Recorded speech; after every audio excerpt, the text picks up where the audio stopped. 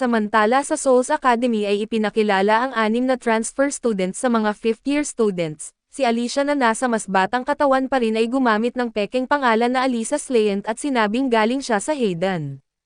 Nagpakilala naman si Clevites bilang Clean Goddess, na mula rin sa parehong lugar at kasama nila ang mayabang na kambal na sina Tiggle at Leon Bluer, ang mapagmasid na si Sarah Saluela Levalca at ang tahimik na si Andrew Hai.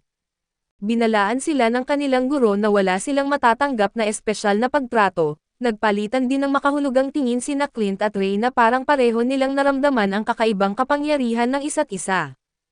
Pagkatapos nito ay lumabas ang klase para sa practical magic lesson. Ipinakilala ni Instructor Langwise ang kanyang assistant na sina Chaffin Litz, isang bihasang crystal user at ipinaliwanag nilang naiilan lamang ang likas na kayang kontrolin ang crystals. Kaya karamihan sa mga estudyante ay gumagamit ng modernong wand na nagpapalakas ng magic energy.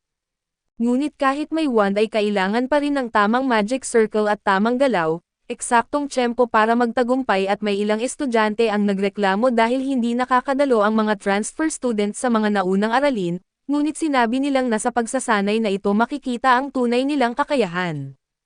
Habang ipinapamahagi ang mga wand ay agad na nakilala ni Nay si Alicia kahit nagbago ang kanyang hitsura.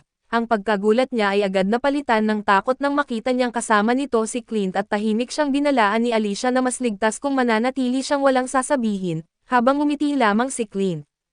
Napagtanto ni Nay na wala siyang ligtas na paraan para babalaan ang iba dahil nakakulong siya sa loob ng academy, kaya nagpanggap siyang walang napapansin habang patuloy silang minamasdan. Samantala ay nag-uusap sina Rod at Mick tungkol sa isang lihim na misyon. Kailangan nilang hanapin ang isang silid na itinago ni Daryl at makuha ang laman nito bago pa dumating ang ibang grupo. Ipinakita ng pag-uusap nila na puno ng mga spy at lihim na plano ang Souls Academy, habang karamihan sa mga guro ay walang alam sa tunay na pagkakakilanlan ng mga transfer students. Pagbalik sa training yard, ipinakita ni Nay ang tamang paraan ng pagsasanay at gumuhit siya ng kumpletong asol na magic circle sa ibabaw ng isang lampara at binibigkas ang command at nakalikha ng matatag na bola ng liwanag. Pinuri nilang ang kanyang teknik at sinabi sa klase na gayahin ang anggulo, galaw at tiyempo na ginamit niya. Hiniling ni Clint kay Alicia na siya ang maunang sumubok dahil gusto niyang makita ang kakayahan ng isang taong walang likas na talent sa magic. Ayaw mapahiya ang Hayden kaya pumayag si Alicia. Kaso hindi pantay ang magic circle na ginawa niya kaya walang nangyari. Sinubukan niya ulit pero hindi pa rin tumugon ang wand. Lumapit si Nathan Fran at mabait na ipinaliwanag na ang hugis ng magic circle ang problema at sinabi niyang paulit-ulit muna niyang iginuhit iyon sa papel bago siya gumamit ng wand, dahil sa payo niya ay nabawasan ang hiya ni Alicia. Inamin ni Nathan na kinakabahan siya sa mga transfer students. Kaso nang makita niyang nahihirapan din si Alicia tulad ng isang ordinaryong estudyante, naging mas komportable siya at isa-isang sumubok ang iba at si Mary ay madaling nakalikha ng kalmado at balanse na liwanag. Si Andrew naman ay nagpakita ng malakas na resulta dahil sa mas matalas niyang galaw. Pagdating kay Ray ay nagbitaw siya ng kapangyarihang mas malakas kaysa sa buong klase at kahit wala siyang advanced mark na karaniwang palatandaan ng ganoong lakas, napakakapal ng liwanag na lumitaw sa paligid niya at mas matalas din ang tunog ng kanyang magic kaysa sa iba. Pinanood siya ni Nay ng may paghanga at pag-iingat at dahil halos lahat ay nagtagumpay, lalo namang na-pressure si Nathan at matagal na siyang nasa mababang ranggo ng klase at gusto na niyang patunayan na hindi siya ang pinakamahinang estudyante at nang siya na ang sumubok, pinilit niyang maglabas ng sobrang daming magic energy sa wand dahilan para sumabog ang lampara. Pinagalitan siya nilang, ngunit lalo pang nagulo ang sitwasyon nang magsalpukan ang magic ni Tiggle at Leon at masira rin ang iba pang kagamitan at dahil dito, galit na tinapos nilang ang klase at habang paalis ang mga estudyante ay tinukso ng kambal si Nathan at tinawag siyang walang silbi. Biglang sumingit si Mary at lumitaw ang kumikinang na simbolo sa kanyang mata habang pinatitigil niya ang dalawa sa pag-iingay at agad namang umurong ang kambal. Pinasalamatan siya ni Nathan ngunit hindi siya tinalo ni Mary. Sa halip ay sinabi niya na ang tao na hinahayaan ang opinyon ng iba ang magtakda ng kanyang halaga ay mananatiling nasa pinakamababang antas. Gusto sanang ipagtanggol ni Alicia si Nathan kaso pinuna siya ni Clint dahil palagi niyang gustong tulungan ang mga mahina.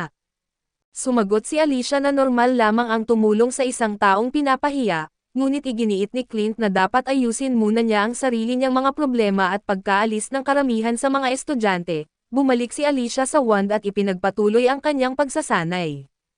Dahil natatakot siyang bumagsak sa susunod na lesson at hinikayat siya ni Nay na huwag tumigil, samantala ay nagpa siya si Clint na subukan din ang isang wand at sa sandaling dumadaloy ang kanyang magic energy rito, agad na nabiyak ang wand at naging parang baluktot na mga sanga.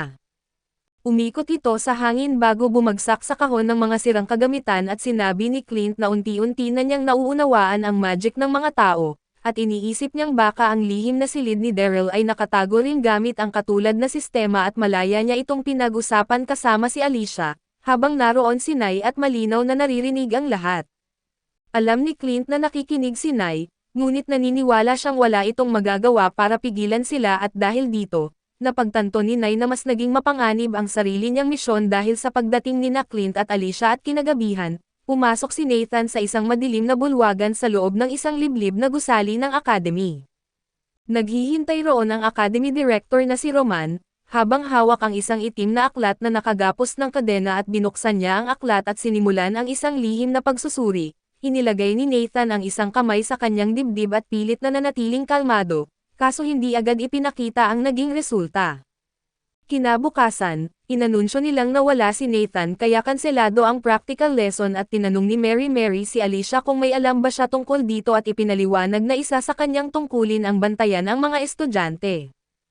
Ipinaliwanag ni Alicia na mukhang kinakabahan si Nathan pero determinado itong gumaling, gayunpaman ay wala siyang alam kung saan ito nagpunta at nang simulan ni Mary ang paghahanap kay Nathan at sumama si Alicia at naiwan naman sina Clint, Sarasa at Edison habang tahimik lamang na nagmamasid si Andrew. Kalaunan ay narating nila ang room 4 sa student dormitory, tinawag ni Mary ang pangalan ni Nathan kaso walang sumagot at sinipa niya ang pinto at bumungad sa kanila ang isang nakakatakot na tanawin, ang mga dingding, mga kama at maging ang sahig ay puno ng dugo. Nagkalat din ang mga balahibo sa buong silid at mabigat ang amoy ng hayop sa paligid. Tinanong ni Alicia kung kay Nathan ba ang dugo pero sinabi ni Mary na napakarami nito para magmula sa iisang tao, at ang mga bakas ay hindi rin mukhang gawa ng tao. Napansin ni Mary ang isang bakas na papunta sa kagubatan at agad itong sinundan ni Alicia, habang mas kalmado namang kumilos si Mary na para bang mas marami siyang alam kaysa sa ipinapakita niya. Kasabay nito ay nagising si Nathan sa isang kulay abong kagubatan na tila walang buhay, kung saan may kulay ube na liwanag na lumalabas mula sa mga bitek sa lupa. Biglang lumitaw sa kanyang kamay ang isang maliit na pulang butiki na may berdeng mga mata at nagsalita sa mapanlinlang na boses. Sinabi nitong nauunawaan nito ang kanyang takot, kahihiyan at matinding pagnanais na maging mas malakas at maya-maya ay napalibutan siya ng mga kalansay na kahawig ng kanyang mga kaklase. Hinikayat siyang umatake bago pa siya salakayin ng mga ito. Hindi ito totoong kagubatan kundi isang mental world na nilikha ng lihim na pagsusulit, kung saan ang kahihiyan at mababang tingin ni Nathan sa sarili ay ginawang mga nakakatakot na kalaban.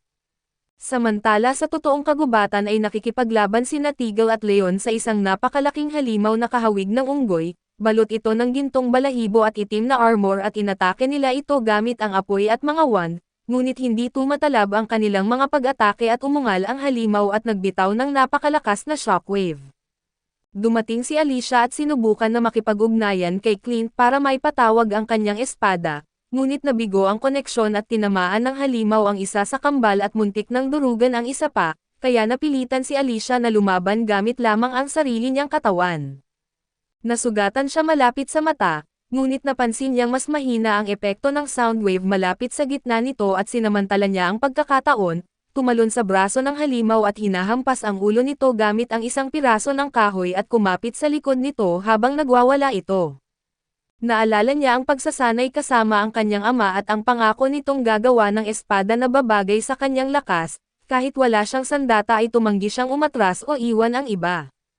Sa loob ng kulay abong kagubatan, unti-unti nang bumigay ang isip ni Nathan at nakita siya ng mga kalansay habang patuloy namang pinapalakas ng pulang butiki ang kanyang takot, nang tuluyan siyang mawala ng lakas ng loob na lumaban at nagsimulang magliwanag ang isang kulay ubing simbolo sa loob ng kanyang katawan. Doon nabunyag ang katotohanan na ang halimaw na nilalabanan ni Alicia ay si Nathan mismo, na pisikal na nagbago matapos pumapalya ang lihim na pagsusulit at lahat ng pag-atake sa kanyang halimaw na katawan ay lumilitaw sa kanyang isip bilang pag-atake mula sa kanyang mga kaklase.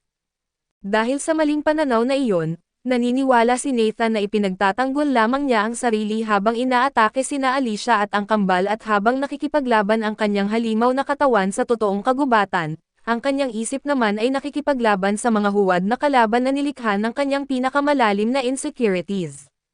Sa wakas ay dumating si Mary Mary at kalmadong nagreklamo dahil sa sobrang ingay. Itinaas niya ang isang kamay at isang malaking bilog na magic field na may kumikinang na simbolo ang bumabalot sa buong kagubatan. Ipinaliwanag niyang ang lahat ng nasa loob ng kanyang field ay napipilitang manatiling tahimik, pinipigilan din ng barrier ang paglabas ng tunog, amoy at magic energy kaya hindi narinig ni Clint ang mga pagtatangka ni Alicia na makipag-ugnayan sa kanya. Mabilis na sumugod ang halimaw kay Mary Mary kaso bigla itong bumagal. Hinawakan nito ang dibdib at nagsimulang umatras at ipinaliwanag ni Mary Mary na matagal nang kinimkim ni Nathan ang kanyang kahihiyan at pakiramdam ng kabiguan hanggang sa hindi na niya ito kayanin, ang paglaban sa kanyang field ay unti-unting inuubos ang natitira nitong lakas. Sa huli ay bumagsak ang halimaw, unti-unting nawala ang gintong balahibo nito at lumiit ang napakalaki nitong katawan hanggang sa bumalik si Nathan sa kanyang anyong tao kaso wala siyang malay. Lumapit sina Alicia at ang kambal. Kaso pinigilan sila ni Mary Mary at sinabing pagmasdan nilang mabuti ang nangyari, ipinaliwanag niyang ito ang sinasapit ng mga taong sumusubok makakuha ng advanced magical mark bago sila maging handa at pagkatapos ay bumagsak sa lihim na pagsusulit. Nakaligtas si Nathan, pero kapalit nito ay mawawala ang ilang taon ng kanyang alaala pati na rin ang kakaunting kakayahan sa magic na mayroon siya bago ang pagsusulit. Idinagdag pa ni Mary Mary na maswerte pa rin si Nathan kumpara sa ibang mga bumagsak, dahil hindi na nakabalik sa pagiging tao ang mga iyon. Nagulat at natakot si Alicia, lalo na nang napagtanto niyang alam na pala ni Mary Mary ang panganib at tila normal lamang sa academy ang ganitong klaseng pangyayari. Galit na tinanong ni Alicia kung bakit walang humihingi ng paliwanag tungkol dito at malamig na sumagot si Mary Mary na sa Souls Academy ay walang nagtatanong.